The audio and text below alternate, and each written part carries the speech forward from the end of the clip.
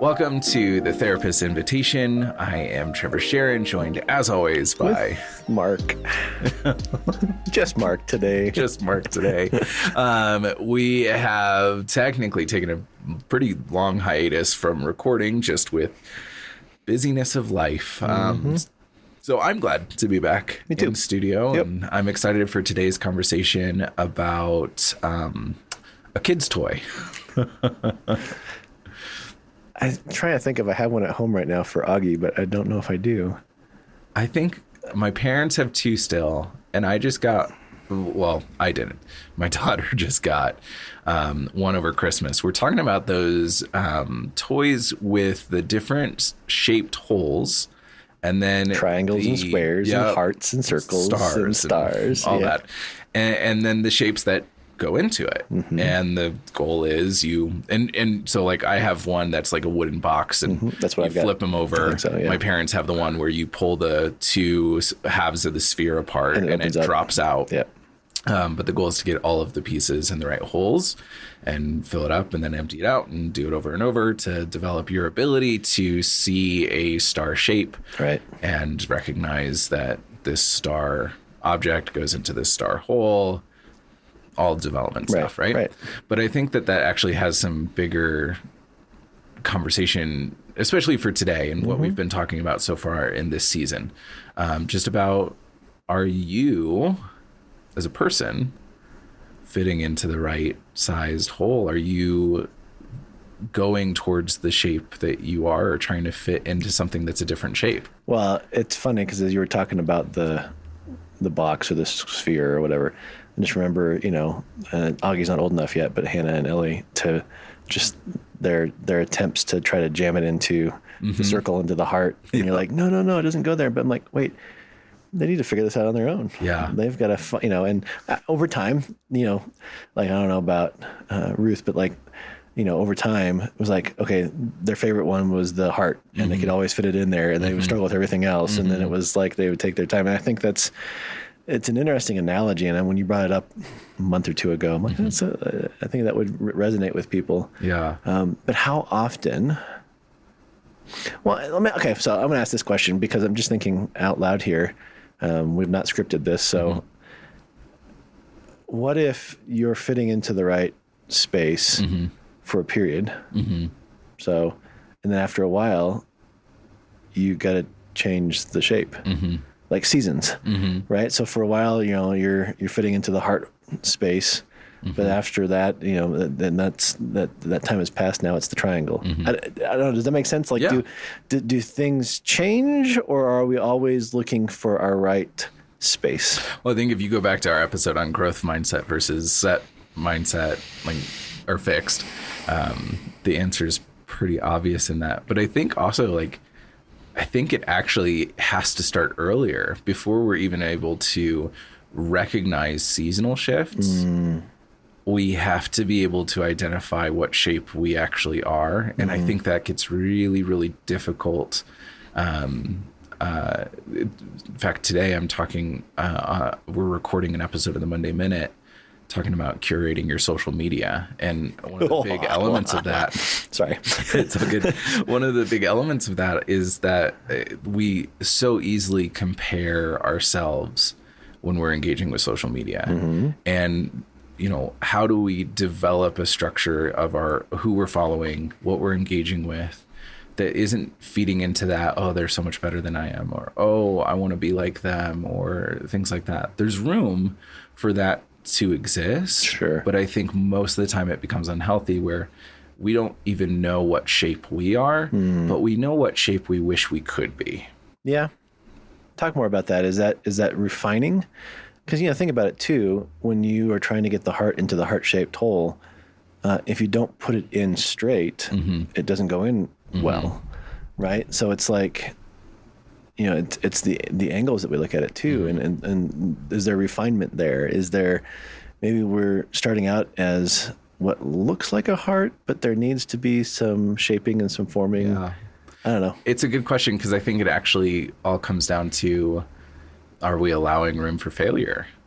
Like, so as our kids play with these toys, are we looking at them and their experimentation the same way we look at ourselves and our experimentation in life, where, you know, am I going to expect for my daughter to get it perfect and not even like test it out, or like, you know, because there's a lot of binging that happens with this toy of you're slamming this piece into every single area to see if it fits, sort of trial by error. And then as you start understanding more and growing and developing, you're able to correlate, oh, this is a circle and that is also a circle. I'm going to try it there. But even when we get to that point, kids are still, like you're saying, turning it, twisting it, trying to get it into the right angle. And there's still a lot of room for error. I mean, there's a reason that nobody has combined that toy with the surgery game, because it just wouldn't work. Like, we need to be able to test out those boundaries of the inserts and all of those things. And I think most of the time we don't allow ourselves to experience that. And maybe we hit the edge and we say, oh, that's obviously not the shape. Right. Wrong one. Rather than actually taking the time to examine, what shape am I?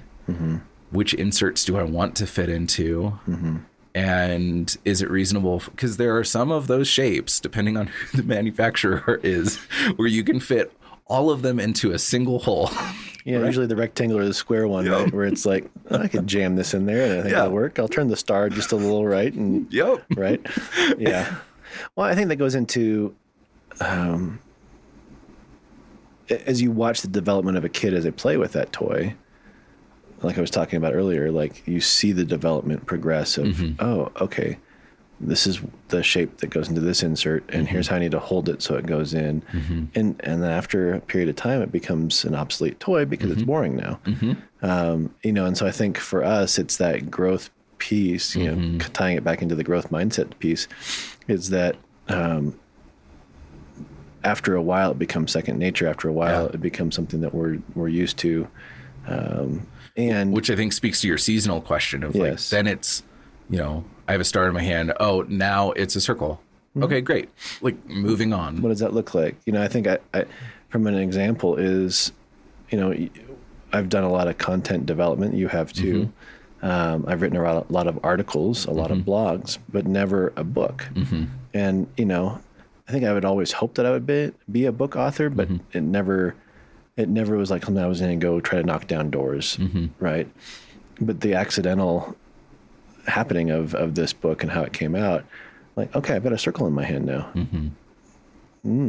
I am not familiar with that. I need to figure out the systems. I need to figure out the rhythms. I need to figure out what that's going to look like. And it's taken 2 years almost to figure that out. And I'm still not there yet. Right. So I think, like, you're right. It's paying attention to where we're at, paying attention to what shape we do have or are. And I mean, how many times have you met people that are, you know, squares trying to jam themselves into a circle, and you're like, maybe you're not a good fit for this job or this position or whatever. This relationship. Or all sorts of, because I think it goes beyond simple vocation or what we do with our time. I think it even goes down to like how we see ourselves in the mirror too, because there's a difference between looking at just a normal shape on a piece of paper and trying to figure out what shape it is, and looking at that same shape on a piece of paper and expecting it to be something different. Sure. And we're always going to be dissatisfied in the second. And logically, not emotionally or true, in the first, there is no room for disappointment. Because it's not about an expectation that this object is going to be a star. Right. It's the anticipation that I'm going to figure out what shape this is. Right. But if I come to a star hoping for it to be a circle, I'm going to be very disappointed.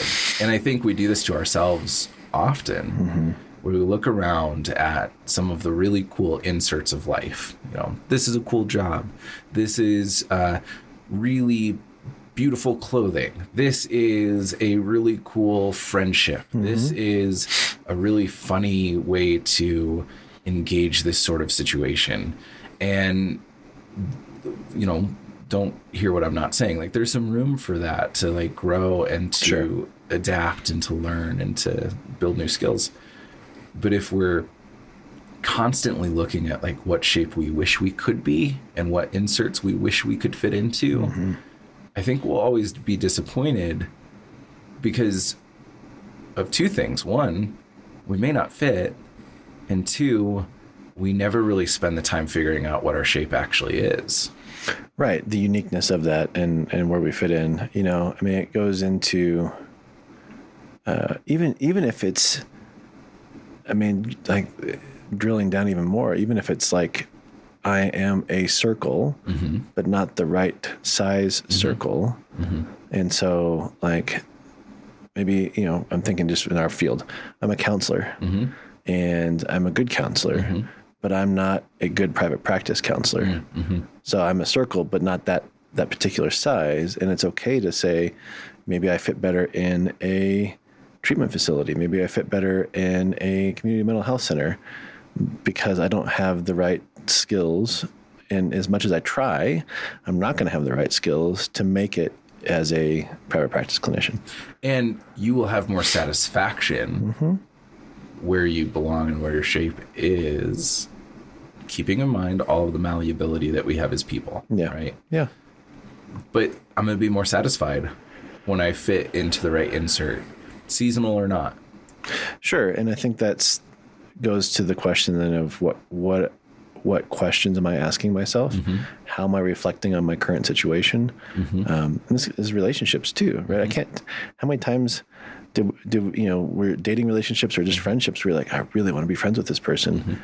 And you just kept on trying and trying and trying, and it wasn't reciprocal. It was always hard. It was even awkward when you sat with them because you thought it was going to be one way and it was a different way. Or how many times, when we're in dating relationships, we're like, well, they've got all these things, and yet it's still not easy. And I'm going to still try, those kind of things. I think it's just asking ourselves the right questions, being vulnerable with the answers, being willing to adjust. It goes back to our conversation around tension. We can tie these things into a lot of different podcasts that we've done because, you've said this numerous times and I've stolen this, and we don't truly grow unless we're sitting with the tension. Yeah. And I don't think that we can grow if we don't know what shape we are. Like, we're missing so much information. If I handed you a box and I said, in this box is something that I need to look like this, and I show you this super high resolution 10 foot by 10 foot picture of what it should be, so that you have so much detail, so much precision in what it should be. And then I say, but Mark, you're not allowed to open the box. We would say your chances of succeeding are pretty close to zero. Right. Even if the object in the box is exactly what's pictured in that poster, right? And so there is a lot of tension with just sitting for a moment on what shape am I? I have a lot of thoughts about the kind of husband that I should be, or the kind of father that I should be, or the kind of friend that I should be, the kind of employee I should be, all of these things. And I think all of those are really valuable and can fall into the trap of comparison and all of that. But we actually don't make any progress towards anything until we sit with, what kind of husband am I? What kind of father am I? What kind of employee am I right now in this moment? And am I fitting? Am I where I belong? What adjustments do I need to make to be where I belong? Well, the flip side too is that people will too quickly bounce if there's that tension, or they're not fitting quite the way they should, and they don't give it a chance to look and go, maybe it's some things I need to adjust versus it's the wrong fit. Yeah. How many times have we experienced that? A lot. Where it's like, oh, I'm not a good fit. No, you actually are, but you've got to adjust a little bit. You got to get rid of that Cheerio that's stuck on you. Right. Yeah, exactly. You've got to take a step back and look at it from a different perspective. Yeah, totally. And I think that's hard work. That's super hard work. And I think a lot of that work is done in your spirituality. Yep. A lot of that work is done in relationship with the people around you, the ones that love you. And there's a lot of room for that conversation and that process to happen in therapy. Because, I'm sure I've mentioned it on here before. I think one of the ways that I like to think about therapy is a large mirror in an empty room that represents the space and the therapist. And when you come in, I may be reflecting back to you the loose hairs or the button that's missed. You skipped a button, or maybe your makeup's out of place, or you got smudging or something. But I'm never going to be the one that fixes the hair or the button or the makeup. Right. Like, that's not my job. Right. My job is simply to equip the client to be able to do that and recognize that in themselves. That's why we have mirrors, right? Like, it's just to help us see things in a different perspective and to see things the way they are sometimes. Right. And I think we need that in order to find our fit and find our place in all areas of life. And like a mirror, sometimes it's really uncomfortable. Yep. Nope. Agreed. So, Mark, based on this idea and with the foreknowledge of what we're planning on talking about next time, what's maybe a takeaway or a next step that we can offer to a listener? I think we've kind of alluded to it already, of just taking a step back and focusing on where you're at and what shape you are. Here's the thing. I think we make it rocket science, and it's not rocket science. But I think as a society, as a human race, we have a hard time being honest and vulnerable, because that somehow is going to show a flaw, or it's going to make us less than, and our society doesn't help, right? But I think that's the biggest piece is contentment and fulfillment don't come void of struggle, of refinement, of growth. And my thought is, I wonder if you're missing out on some of those things because you're not doing the work that needs to happen in recognizing what shape you are and what insert are you trying to fit into. Do the hard work. Do the hard work. We'll see you next time.